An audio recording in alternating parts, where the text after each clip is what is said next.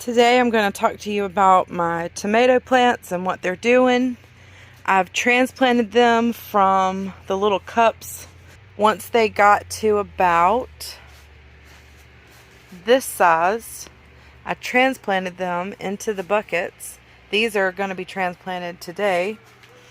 And I'm having some issues with some damaged leaves. They're very, very pale green, and I would like for them, ideally, to be a little bit brighter than that, darker green. I'm not quite sure what the problem is, but I'm going to actually take some rabbit poop, and I'm going to put it in here. And when you plant a tomato, you want to plant it as deep as you possibly can. There was actually a branch right here that I broke off. And that way I can fill this bucket the rest of the way with soil and put it up to here. Some things got crazy with life, and I don't know. Usually when I plant the tomatoes, I go ahead and plant them as deep as I can. I would have planted it up to about here. There's little nodules on the stem, and every single one of those are a potential root. So I'm going to go ahead and fill this bucket all the way. You cannot do this with every plant. Tomatoes are actually more of a vine, so they will lay roots. If a tomato was growing in the wild, it would sprout roots everywhere that it touched the ground. So if you plant them really deep, it gives them an amazing root system. And I'm hoping that I didn't let too much time get away. I meant to do this right away. I meant to go ahead and plant them and then fill it up to the top so that I could get a good root system going. But this is the first time I've ever came back almost a week later and added soil around the tomatoes. And I don't know how it's going to turn out, but I'm going to at least give it a shot. I think it should be okay. I think it should still sprout roots. And I forgot to put the poop in there. Hold on. Got my helper bringing me some rabbit poo. Cody, that's not very much, bro. And we are going to put rabbit droppings, fertilizer, poo, whatever you want to call it. Hey, I need more than this. That's all it's getting. No, there's no way. It is? So I'm going to sprinkle some of this in here.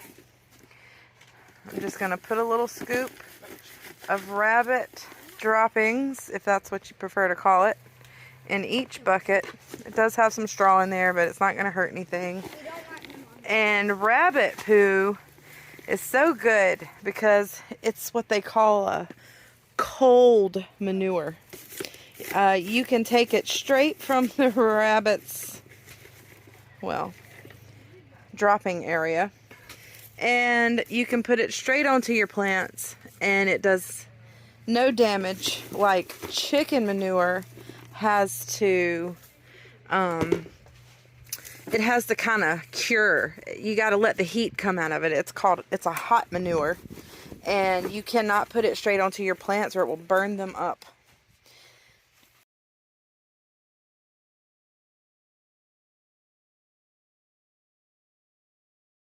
This tomato plant has gone from this size to this size in only a week. So I imagine it's just sucking up all the nutrition that it can from the soil. When your leaves are this light green, they are nutrient depleted. They need something. They're growing really, really fast, and it's just like having a growing kid. They will eat everything in the house, and these plants will eat every ounce of nutrition in that soil, and you have to add to it from time to time and fertilize your plants. And I've already added some soil to this one. I'm going to continue to fill the buckets to almost full so that these things can get a nice hardy root system. And these guys, they're underneath the shade cloth. I went ahead and put the shade cloth up because I was dying. And the plants may be getting too hot in here too. Even though we still keep having little spouts of cold weather, the tomatoes might be doing better in the shade, just like me. I'm doing better in the shade. And I think I put the shade cloth up a little bit early, but doggone it, it was hot. And I was burning up, and I'm too old for all that heat and all that sweat. So I'm going to be planting a few things in here, and then I'm going to show you how to plant a tomato properly the first time and not have to go back and add soil a week later. It's pretty basic, but I figured I would show you guys. I haven't been in here in a while.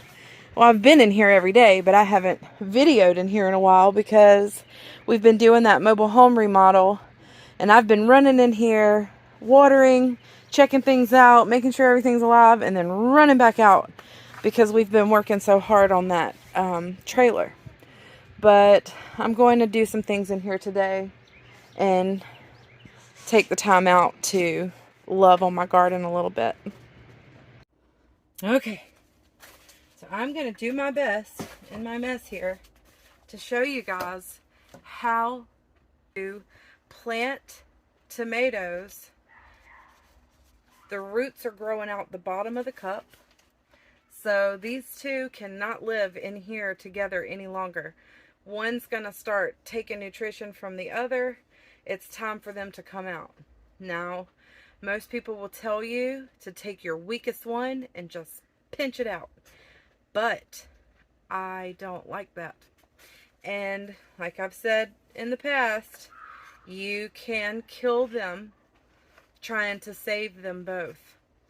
The best way to ensure survival of your strongest plant is to pinch out the little one, and then don't mess with the root system of your strongest one. Just dump it out of the cup and make sure you plant it real deep. But I am going to try to take this one out and plant it somewhere else. Oh, and that came out really easy, actually. And I did not have to disturb this one very much at all. So I'm going to set that to the side. This is my strongest plant. And what you want to do is take your bottom leaves and pinch them off. I know, it seems cruel. Pinch them off. And the reason why is because all of these little nodules on the stem are a potential root. I know you can see the little white hairs, but there's little nodules on there, and those are able to become roots. My camera keeps shutting down and telling me my device is too hot, so I'm going to do this really quick. Have a strong root system. You have a strong plant, a stronger plant. Other things can go wrong, but that's a good start, is to have a good root system.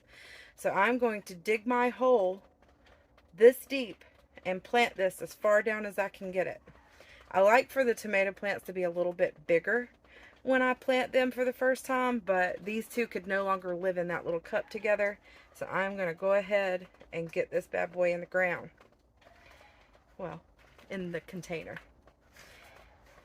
So there's still some headroom in this pot, and what I'll do is just take some other soil that I have and add some to it, and then that way it can root all the way through. So I'm going to add some soil to this pot. Camera doesn't shut off again. So I'm just going to take my little extra soil. And really, I'm doing this because I did not dig my hole deep enough. And I'm not going to dig it back out because I do have some headspace in here. And I have plenty of room to just add the soil. So I'm not going to dig this back up. It can throw your plants into shock if you do too much to them at one time. You want weather conditions to be fair, which I don't know if you want to call 100 degrees fair. We woke up this morning to a 34-degree temperature, and now I'm not sure what it is, but I know it is a straight 100 in here. So it's time to break out the other shade cloth. But anyway, I literally only have just the very little top sticking up out of the soil, so that all of that can produce roots, make a strong root system. It does not hurt to pluck off. I'm going to prune the mess out of this thing to get it to grow vertical in this container this year anyway. So we're going to see how that goes.